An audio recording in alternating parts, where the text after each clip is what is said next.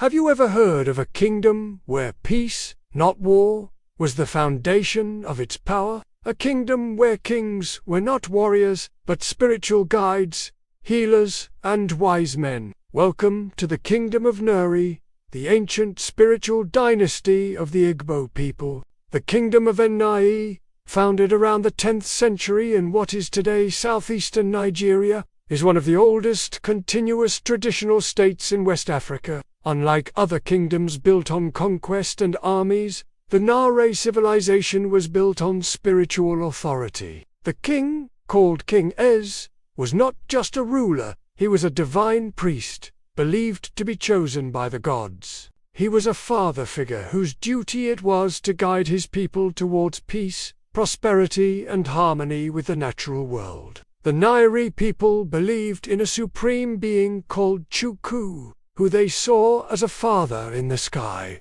They believed that the king was Chukwu's son, and that he was sent to earth to teach the people about good behavior and proper conduct. The Nri kingship was hereditary, usually passing from father to son, but the king had to prove himself worthy to be chosen by the gods. This involved rigorous spiritual tests and rituals to ensure that only the purest of heart could ascend to the throne. Once chosen, the Nri's power was absolute. He was considered a god on earth, and his word was law. But he was not a god to be feared. Instead, he was revered as a father figure who cared for the well-being of his people. The Nri people did not believe in war or conquest. They believed that all humans were brothers and sisters, and that violence was a sin against the gods. The Nri kings expanded their influence through diplomacy, trade, and spiritual bonds rather than military force.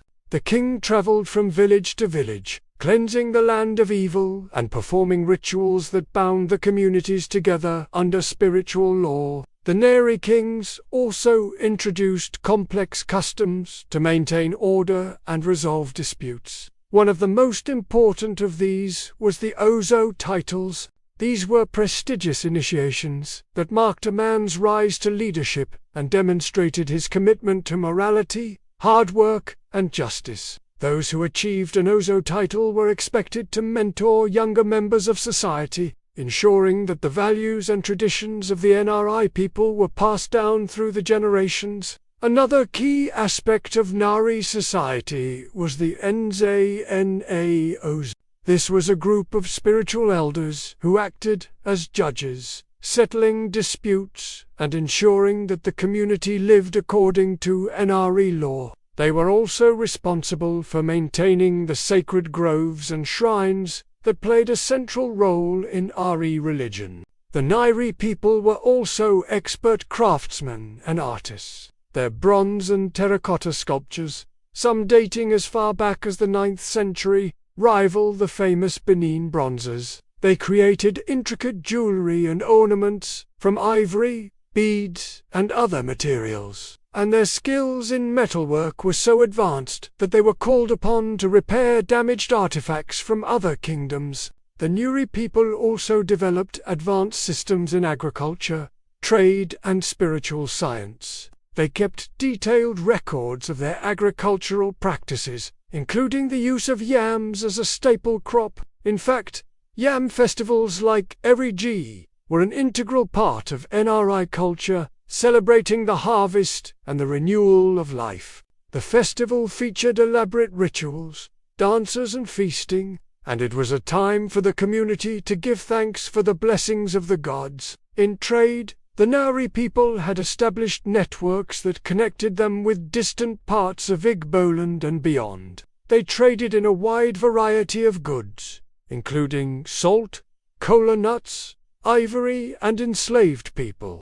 However, they also engaged in peaceful trade with neighboring kingdoms, such as the Kingdom of Benin and the Kanam Empire. In spiritual science, the Nri people had a deep understanding of the earth, the seasons, and nature. They developed a lunar-based calendar called Ogu Na Ofo, which they used to govern rituals, festivals, and agricultural cycles. Many believe that this early calendar system helped inspire modern-day Igbo timekeeping. The Kingdom of Nri lasted for centuries, leaving a lasting legacy on the core of Igbo identity today. Values such as the reverence of elders, the concept of chi, a personal spiritual guide, and traditional Igbo law and moral codes are all rooted in the teachings of the Nri kings.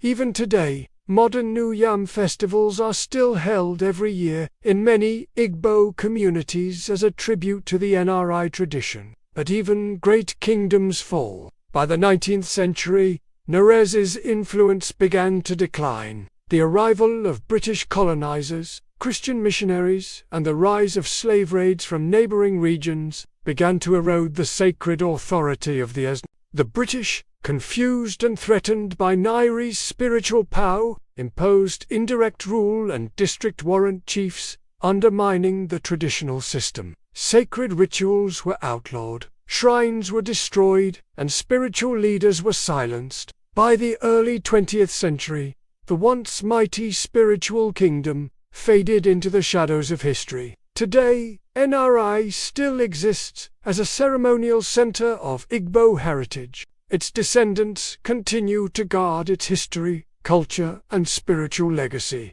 ensuring that the memory of this peaceful dynasty lives on. In a world obsessed with conquest and war, Kingdom of Nri stands as a reminder that power can come from peace, that wisdom can lead a people, and that spirituality is a foundation that no empire can truly erase. Thank you for watching. Subscribe for more hidden African history.